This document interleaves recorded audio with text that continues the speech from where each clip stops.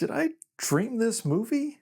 2025 gave us a lot of films about the power of cinema. J. Kelly, Nouvelle Vague, even The Secret Agent. But Resurrection from Chinese filmmaker Bi Gan is a whole lot different. This isn't just an experimental art house film about the power of cinema. It actually uses the entire potential of cinema to tell this story. I mean, if you're not familiar with director Bi Gan, he's maybe one of the greatest filmmakers in the world, and this is only his third film. But in some ways, Resurrection is unexplainable. How do you explain a film that's about dreams, and the dreams of cinema, and cinema as dreams, and dreams as reality, but also reality as dreams, and you can already see this is going to be one tough review. It's probably not the best idea to try to explain the plot of an inexplicable film, but here we go. Resurrection opens as a silent film in a fantasia where human beings have stopped dreaming in order to be immortal. Those who have opted to still dream are a scourge on society known as deliriants. A woman in charge of finding a deliriant, played by Shu Qi, takes pity on this one deliriant,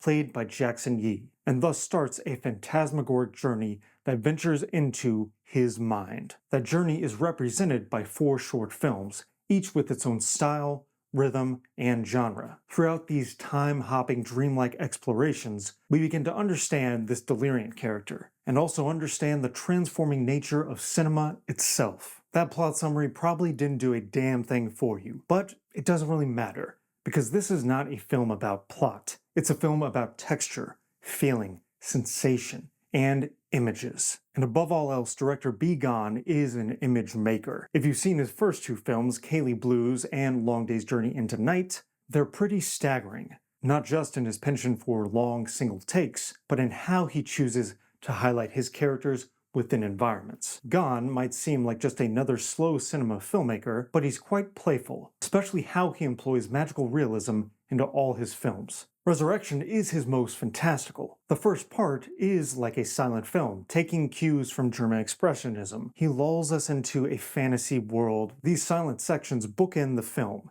In the center are where Gan genre hops. This is essentially an anthology film, so we get a gangster noir that to me was a little reminiscent of something like Dark City. From there we hop 20 years to what is essentially a ghost story.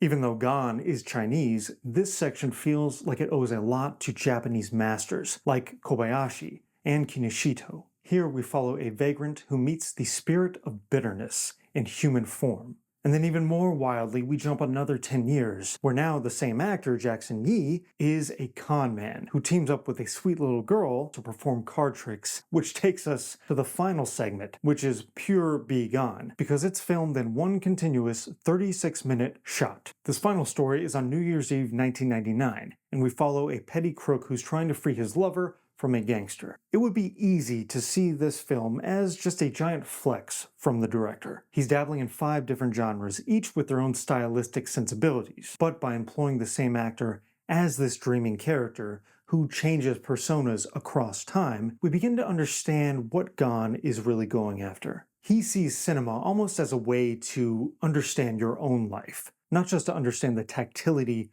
and sensations of the real world, real in quotes, but to remind us of the possibilities of cinema. Because through special effects and cinematography and sets and actors and music, this film is scored by M83 and it is an experience all its own, we get the sense that even though we, as humans, can't experience multiple lives, but cinema affords us that ability. Which is why, even though there's some magical realist elements in these 4 short stories, these dream parts of the movie feel the most like reality, while the reality of the film, the silent portions, feel the most like a dream. Gan invites us to reflect on this.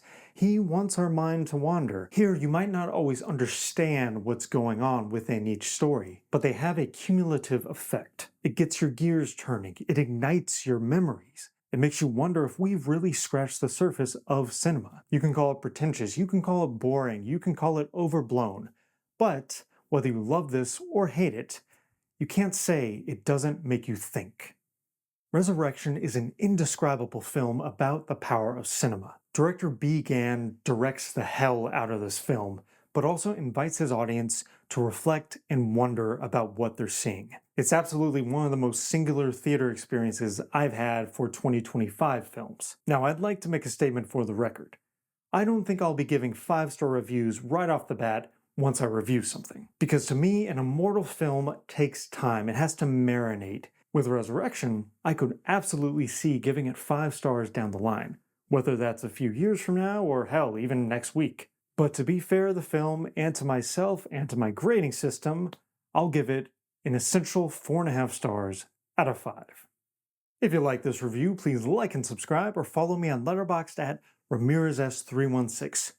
You can tell this director really loves cinema. In fact, I'd say he's not even in love with cinema. He wants to fuck cinema.